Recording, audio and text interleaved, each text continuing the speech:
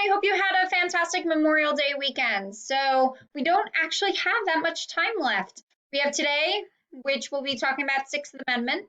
We have Friday, which I know that's odd, but because we didn't have Monday, they decided to add Friday as a JA. So you will have another assignment on this Friday, and that will cover actually a brief overview of all the due process amendments. And then on Monday, which will be our very last assignment, it'll be more about current events. I figure we can talk a little bit about coronavirus and really government response and maybe evaluating how you feel the government is handling this situation. I figure that might be a nice way to kind of round up the rest of the year.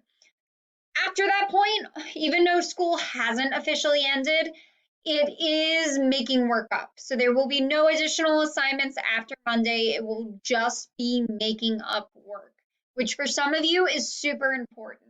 If you are a senior, you cannot get an incomplete in this class. It is a required grade for graduation. So you want to make sure that your grade is above a 60, okay, for this quarter. I'm here. I'm willing to help. If you need to reach out to me in order to ask, like, hey, what are the best assignments to make up in order to get me to that 60 point, or maybe you have over a 60 and just want to get higher, reach out to me. I'm here. I want to help. But if you don't reach out to me, I don't know. I'm not going to have much of anything to say other than your grade is what it is, okay? Because I can only help you if you take the steps to seek that help. So make sure you're turning in work. I do recommend, even if you think you've turned everything in, just check PowerSchool, log in, see that everything makes sense. I've been updating that pretty much daily, definitely during the week and occasionally, although this past weekend I wasn't on that much. But I've been pretty much keeping up to date as soon as I get materials in. So check it, make sure that it's right. It doesn't hurt even if you think you handed everything in, just to double check my work. I'm human, sometimes I make mistakes. That being said as well, if you've done late work and you've submitted it on Teams, make sure that you're emailing me just to let me know that it's in. Teams does not email me to let me know that. And the problem is, especially with older work, I don't check it again. Unless somebody is telling me that they've turned in late work, and then I'll check to see if anybody else has. It would take up all of my time, checking every single second to see if people have maybe submitted work they're missing. And so many people are missing work, it's just not possible. So it is possible that a grade is missing in the grade book that you've already turned in. So check that out and make sure that you are emailing those to me. Likewise, if you are submitting work, I know it might be tempting hearing that to just email me your work. Please submit it on Teams in the appropriate assignment and then email me just saying that it's submitted. My email is like crazy, and if I don't grade it as soon as I read your email, then it gets lost and then I don't find it again. So that is the best system, because at least if I know that I read an email that said that you submitted it, I can go back and check it and already have the file, whereas it doesn't quite work so well if it's somewhere in my email. If you're having difficulties with Teams, again, the solution is to just email me about it, ask me about it, and I'll okay it then if I have to, actually email and work. So that's my little PSA with work. Most of you, it shouldn't be too much of a problem, keeping that 60 and everything being good. Okay, so work on that, do what you need to do, and it should be good. All right, so today we are going to be talking about the Sixth Amendment, as I said. Before I did that, I want to just give you a update on your last assignment, which was the Florida versus Gideons court case. Okay, in that court case you read about was the one that had the drug sniffing dog. Okay, and the reading that you got, unless you actually searched what the answer was, didn't give you what the actual outcome was. In that case, they sided with Gideon, okay, the guy who was growing the weed. And the reason was, or drugs, I'm probably confusing more than one court case there, but they did side with the person who was accused of having drugs. And the reason why was the fact that the average person does not have a drug sniffing dog at their disposal. So they actually used the Kylo court case as a precedent, and they said, which if you remember, this is the one that was growing the weed, that the cops had used infrared uh, thermal cameras, which they flew over that person's house and found that there were heat lamps associated with growing weed. And then in that case, they supported the defendant, saying that, well, the average person doesn't have the capability of that, so cops actually need warrants. And the same thing is true um, for the court case with the drug sniffing dog. Okay, so that kind of wraps that up. Okay, so we've talked about Fourth Amendment. Now we're shifting gears to Sixth Amendment. Sixth Amendment actually covers quite a few elements. It covers your ability to, call your own witnesses. The most important one in that list of things that it protects is your right to counsel or a lawyer. And I cannot repeat enough how important it is that if you have to go to court for any reason, get yourself a lawyer. If you can't afford one, ask for one. Okay. And the court case that we look at for this is Gideon versus Wainwright.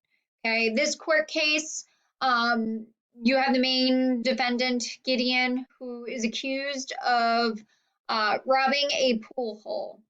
And he asks for a lawyer, in which he was declined. At the time, the Florida government had a law that stated unless it was punishment, capital punishment, so if it was a murder case, that is the only scenario in which you would be provided a lawyer, okay, if you couldn't afford one. Gideon couldn't afford one. And even with all the circumstances, it was kind of sketchy in the sense that he had been arrested a few times before and served time with similar situations where he was not allowed to have a lawyer because he couldn't afford one. And so he goes through and he is found guilty. He appeals the court case decision, and it goes all the way to the Supreme Court. And the Supreme Court basically decides that Florida's law is unconstitutional. It does not matter what your crime is. It could be a traffic light, which you probably wouldn't call a lawyer for that anyway, because it's so minimal. It'd probably be more effort than it was actually worth. But you could request one if you so desired. The state has to provide you, if you request one, that you cannot afford to hire one. And that really is the outcome of this court case. But one of the things that we really want you to take a look at is, why is it important for you to have a lawyer? And the way we're going to be doing this is by watching a couple clips from a movie, Gideon's Trumpet, that is based off of this court case. It is dramatized. You're not watching the entire thing. It's a rather long movie, and there's really no need. So you're going to be watching basically two scenes, extended scenes. One would be Gideon being accused of his crime, the actual first trial, and then the second trial in which he does have a lawyer present. So you'll be looking through those and answering basically three questions, which I'll show you right now. Okay. The first question, and unfortunately, I tried to, because I had to find all of the film on YouTube, which I didn't have difficulty with, but it's in many, many parts. And in fact, some of these scenes do require you to watch multiple parts. I tried to do a Zoom meeting and just record all of it in one go, but the quality was absolutely terrible. So I am going to have to post the different clips and tell you which ones to watch with timestamps that will all be on Teams. I'm sorry, it's just the way that we're going to have to do it, and so that you have decent quality. All right, so your first question is, list the circumstances and evidence used to arrest Gideon. That'll be in the first clip. I think I tell you to start around the 2:57 mark, and that's just because there's about 2 minutes of, credits, as well as pretty 80s trumpet sounding. So I skipped over that section for you. It's the first scene or so that shows the evidence used to arrest Gideon. And then from there, that scene turns into Gideon's first trial, okay, where he has to defend himself. I want you to describe his first trial. Think about what Gideon is wearing. Think about how he defends himself, what questions he asks, where does he stumble, okay? That would be for question 2. And then for question 3, you're going to describe Gideon's second trial and the difference a lawyer made. Think about some of those same things. How is Gideon dressed this time? Okay, what does the lawyer ask, which Gideon failed to ask in the first one? Okay, just a couple. And these can be bullet points. You should have 3 to 4 bullet points for each one. There's that much visible for you to kind of pick up on. Okay, so again, I'll post that all on Teams with the links, with the timestamps. I know it's inconvenient to have to click through so many things and to fast forward, but like I said, I tried and I just couldn't get it to work cleanly for you. If you have questions, reach out to me. Again, we're almost there. A couple more days. That's it after today. So we should be good. Reach out if you have questions. All right. Good luck.